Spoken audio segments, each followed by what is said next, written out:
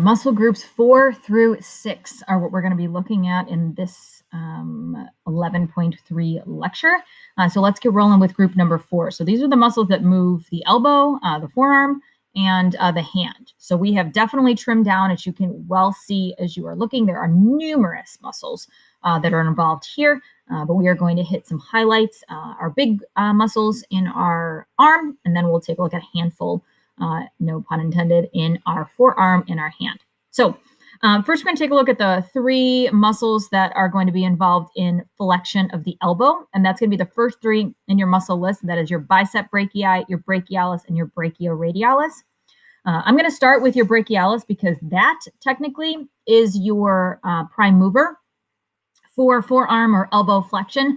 And that is a deeper muscle located here. We'll probably see that with our bicep dissected out on some future slides. But so the brachialis is going to run here behind or deep to, I should say, our bicep brachii. All right, so that's our prime mover for elbow flexion. You also have some assistance to that. So your brachioradialis is going to run down on the thumb side into your forearm muscles. So that's your brachioradialis. That's going to be kind of the number 2, if you will, flexor of the elbow. And then we have our bicep brachii, which is also involved in flexion of the elbow. It does play a role in supination as well, and that has to do with the attachment point of this tendon, kind of pulling that hand up into that supinated form. It does also contribute to some shoulder flexion, but it's very, very weak in that regard. But those would be your 3 flexors of the elbow: bicep, brachialis, and brachioradialis. So those are your big 3 on flexion there. Then if we go to the posterior side, we've got our tricep brachii. All right, if we're familiar with this, is what you're working those tricep push-ups for, to get those good triceps and get rid of that underarm, flab. So that's going to be our extender. So again, remember, when we're on, an anterior or posterior side, you're typically, not always, but typically going to have flexors on one side and extenders on the other. In the case of the arm, most of your flexor muscles are going to be on the anterior side. Good to put in your notes. And most of your extenders are going to be on the posterior side. Again, good to add into your muscle packet notes. So tricep is your prime mover for extension of the elbow. It also contributes to both extension and adduction of the shoulder as well.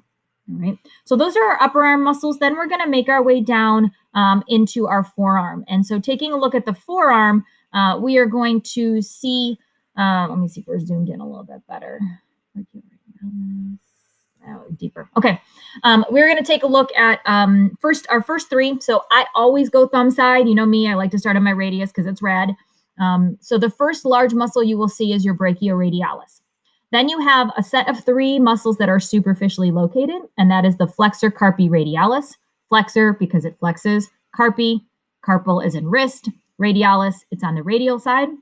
Then you have a muscle called the palmaris longus. That's got a really cool tendon that goes into the fascia of your palm. And if you make a fist with your hand, you can see that tendon. It kind of pops out, and you can see that right at your wrist.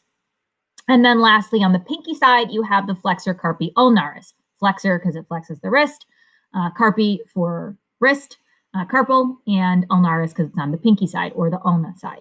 Okay. In terms of additional things that those muscles do, both of your flexors, flexor carpi radialis and ulnaris, are obviously your powerful wrist flexors. So they allow for that wrist flexion. Your flexor carpi radialis is going to abduct the hand. So again, put yourself in anatomical position, right? And that's going to allow us to move our hand in an abduction way.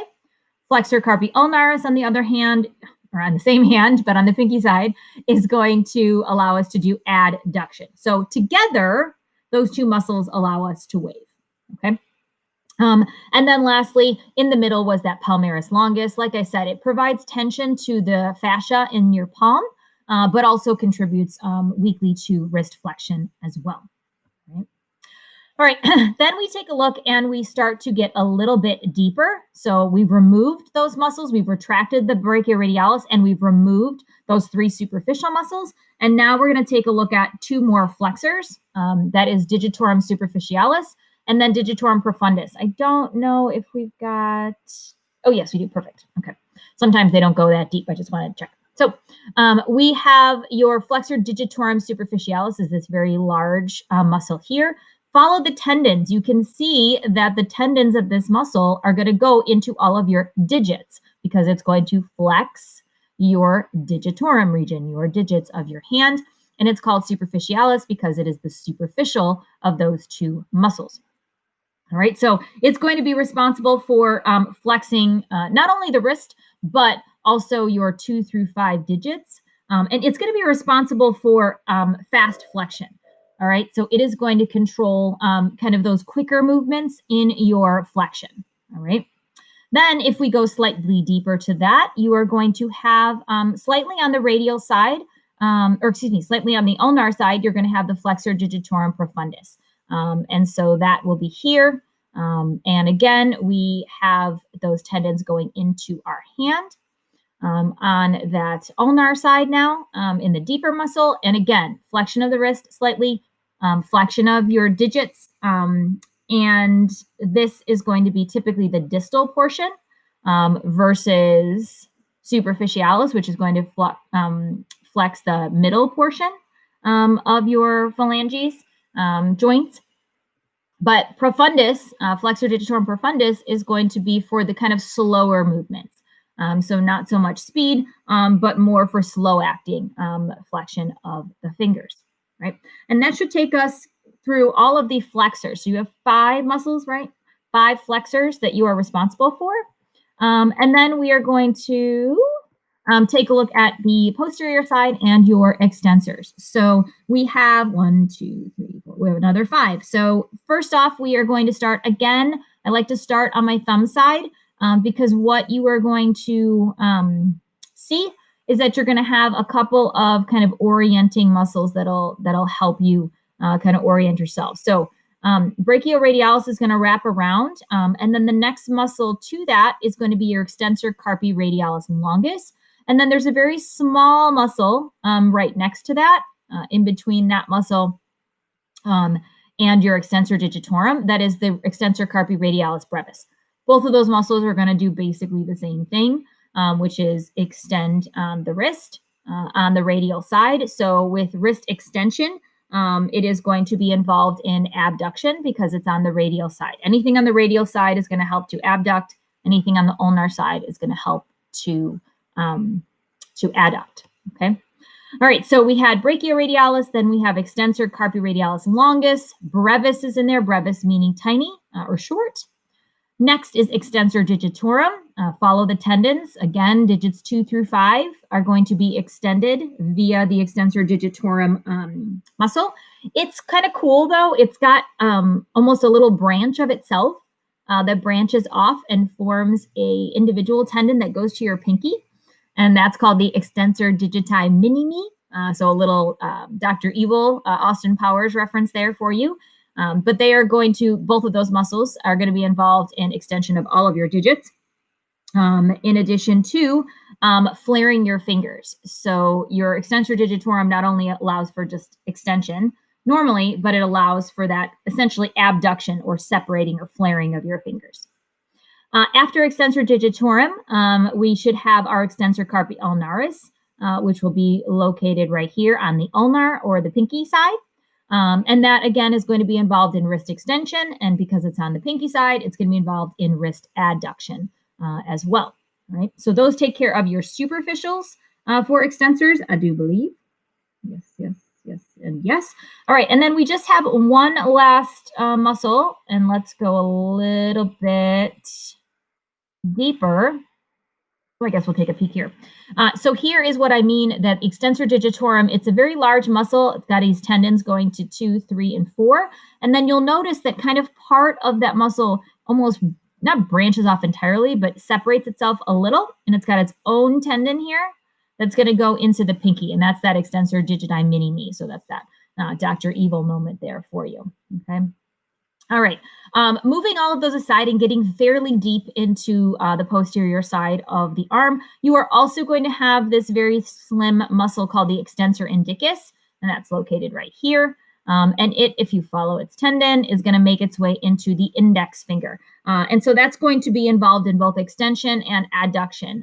So when you want to go, you're going to be using your extensor digitorum, and you're going to be using that extensor indicus for that adduction movement of the index finger as well. All right, so those are your muscles that move the elbow and the hand. Okay. Let us transition into group number 5. 5 and 6 are all muscles of the thigh, leg, and foot. We've divided them into 2 parts. So let's talk about group 5 first. So the first 2 muscles that you have here, and I'm going to skip so we can get to a better view of these, are what are called the iliopsoas, and that's a combination of the iliacus and the psoas major. So these muscles that are on the lower lumbar region and the ilium of the pelvis. And together they are the thigh flexors. So when you take a bow, it is your iliopsoas groups that are going to be involved in that. So the psoas major and the iliopsoas. So not only are they involved in thigh flexion itself, bringing that leg up, but they're also involved in flexing the body on the thigh. In other words, taking that bow. All right. Your iliopsoas together, especially your psoas major, because it's attached to the lumbar region of the vertebra, it's also going to be involved in some of that lateral flexion, like we saw with the erector spinae muscles. Okay. All right, so those are your first 2 in group number 5. The next muscle that you have, and again, I got to find a good view for you here. Not the best. Oh, I didn't cut those out. So neat. There we go. All right, we have a muscle called the sartorius, and that's this rope-like muscle that goes crisscross of your anterior portion of your thigh, and that's the sartorius muscle. It's involved in lateral rotation, it's involved in flexion of the thigh, and it's involved in abduction, so pulling that leg away from the midline of the body. It also helps you do any of those kind of cross-legged movements. So when you kick a ball across, like a soccer kick, or when you go to cross your legs, that sartorius muscle is going to contribute to both of those processes. Right? Next, we have one of the adductor muscles, and that's called the adductor longus, or excuse me, not longus, we're doing major, right? Yes. I guess let me do. I don't want to show you the backside first. Perfect. All right. So you have a whole group called the adductors. They obviously adduct the thigh, meaning they are going to bring that thigh towards the midline of the body. We are only focusing, if you look on your list, at the adductor magnus, which is the largest muscle in the adductor group. And here you go. You can see it's a huge chunk of muscle here. Most of it located on the anterior side. And on the anterior side, it involves medial rotation. So again, that adduction, medial rotation, flexion of the thigh as well. But it also has a posterior portion. So that's why I'm going to go back to this one, adductor magnus here. It also has a posterior portion that actually works in synergy, in cahoots, with your hamstring muscles. And that means it contributes to thigh extension as well. So remember, when we have a muscle that's going to span both the anterior and posterior side, that allows it to, especially if it's in parts, it's going to be able to contribute to flexion on one side, like the adductor magnus does, but also extension on the posterior side. So do pay attention to that anterior-posterior piece so that you are familiar with those kind of competing actions, right? Next, you have the gracilis. That is this long muscle here that runs right on the inside of the thigh, all right? It's going to contribute to adduction, so it's a synergizer to the adductor group, and it's going to help with that adduction of the thigh. It's also going to be involved in flexion and medial rotation of the thigh as well, and that's because a good chunk of it is seen posteriorly. You'll also notice that you see that anteriorly as well. Okay.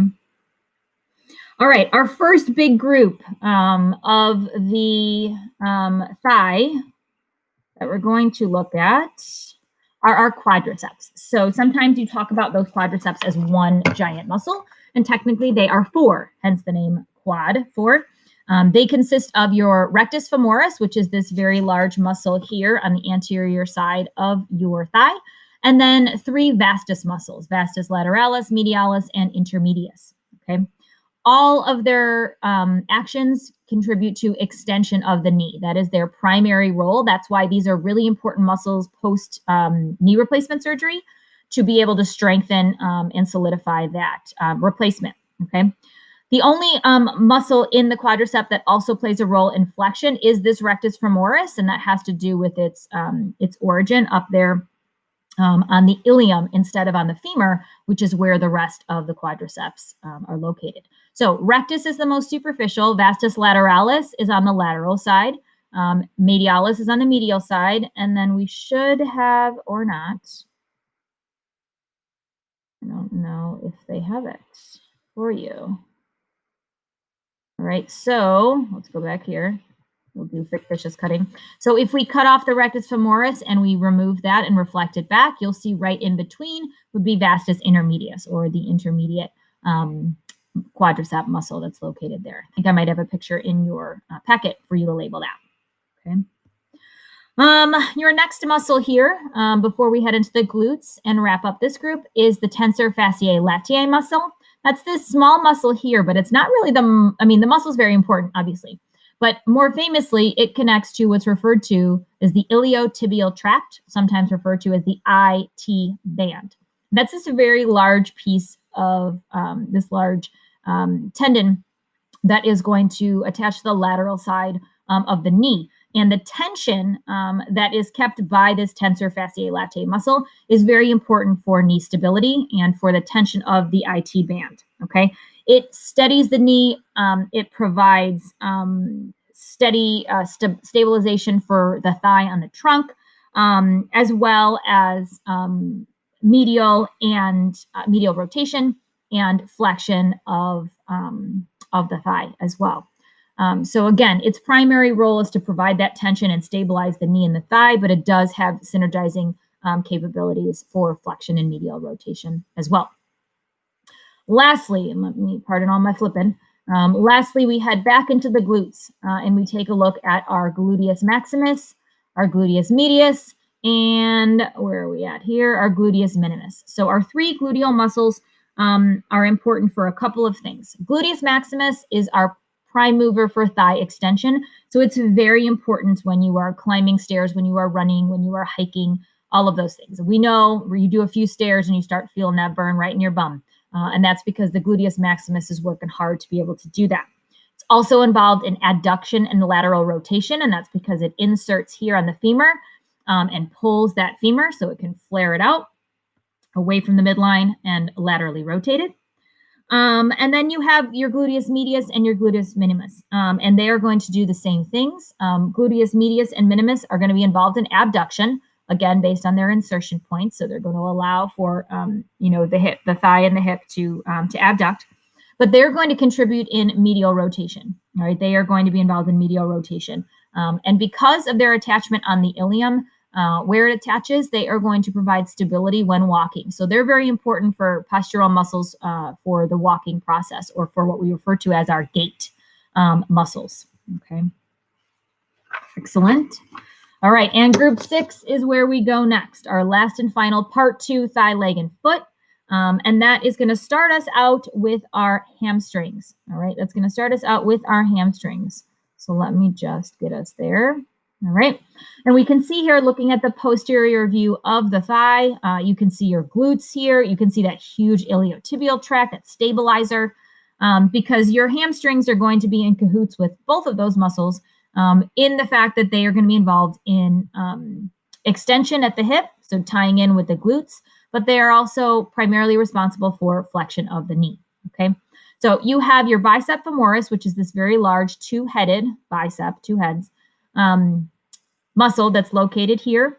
You are going to have your semitendinosus located on the medial side, and you are going to have your semimembranosus, there we are, located deep to the semitendinosus. So bicep femoris, this very large medial muscle here, semitendinosus located here, and then deep to that is your semimembranosus. All of them flex the knee, all of them extend the thigh at the hip, all of them medially rotate. So all hamstrings are performing the same function. And remember that the adductor magnus is also contributing to that process, all right? Just the posterior portion of it, all right? Okay, well, we are here. I think I'm going to point out, I'm going to skip down to the popliteus, all right? So if you look down at your list, I'm just going to do that here so I don't have to bounce around.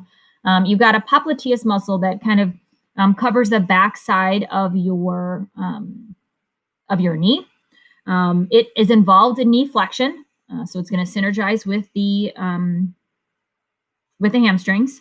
It's going to be involved in medial rotation of the tibia, but lateral rotation of the femur. And again, that has to do with those attachment points, and we'll see a couple of animations of how that works. So that's your popliteus down there on the popliteal region or the back of the knee.